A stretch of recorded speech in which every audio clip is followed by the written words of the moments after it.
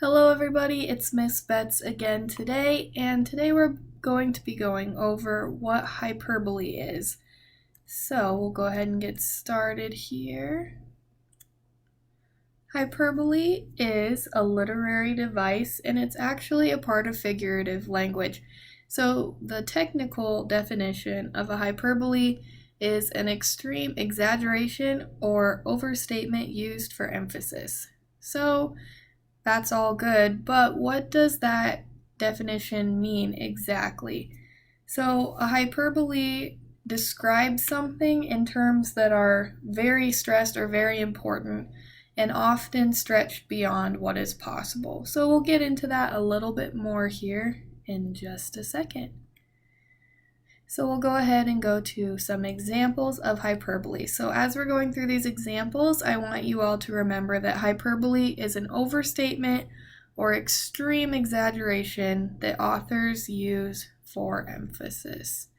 So our first example here is, ouch, this slice of pizza is hotter than the sun. And I want you to think about that ooey gooey cheesy slice of pizza fresh out of the oven, and you're just so hungry, so you go to grab it and it burns you.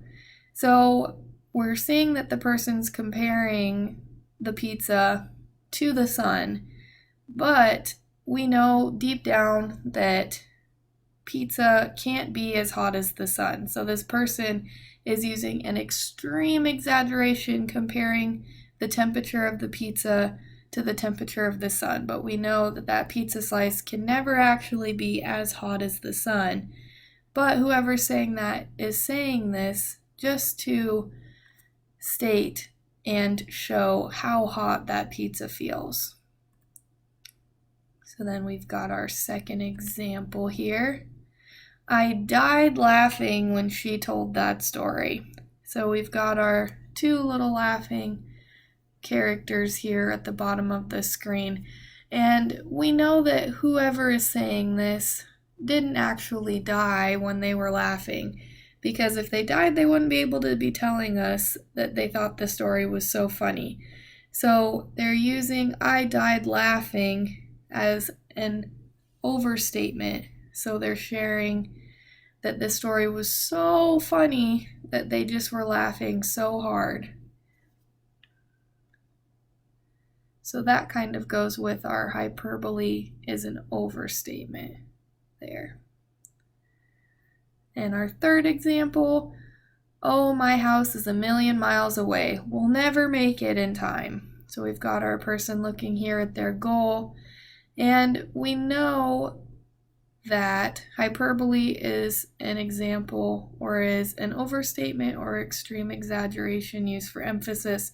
So we know when someone says, my house is 1,000,000 miles away, we know their house probably isn't actually 1,000,000 miles away, but it must be pretty far, and so we know we're not going to make it there in time.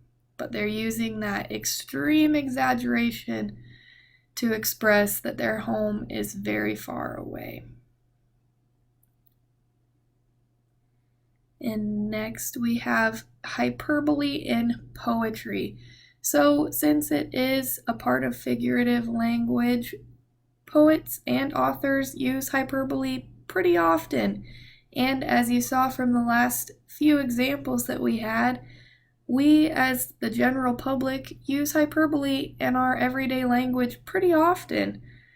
So it is something that's pretty common, and it's easier to find than you think. So we'll go through our example of it in poetry here.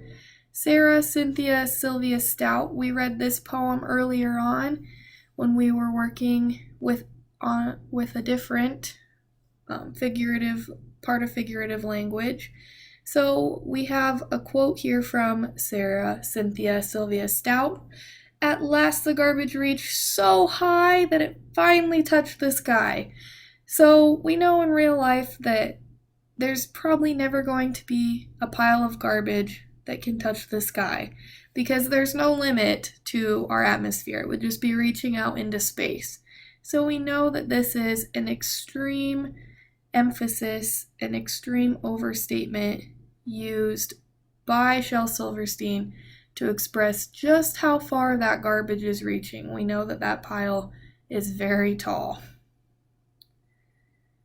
Example 2 from Intuition from the Book of Qualities by J. Ruth Gendler. We also read this in class. And in Intuition, the quote is, "Since intuition moved in, my life has been turned inside out."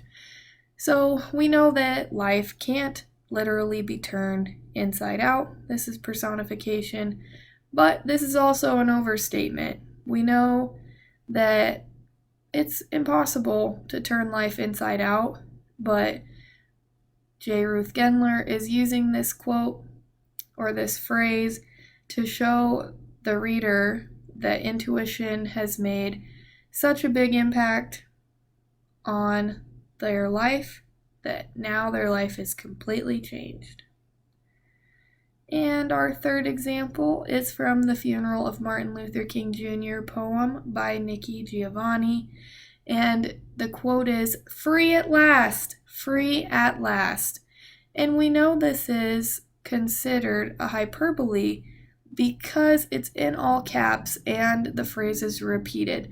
So in this case, the hyperbole is through emphasis, is being used through emphasis.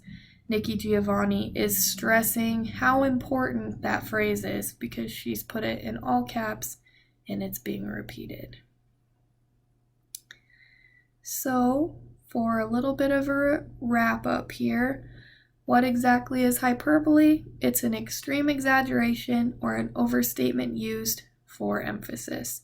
And what does that mean? We're describing something in terms that are very stressed or very important and stretched beyond what is possible. So things that we know probably can't really happen. So if you have any questions, we'll probably post the video in Canvas and you'll be able to go back and look over hyperbole if you have any other questions. But in the meantime, if you do have anything you want to discuss or just need some help with hyperbole, pinpointing that in general, feel free to reach out to me or Miss McNamara and we'll both be happy to help you. Good luck, and I hope you have a great day.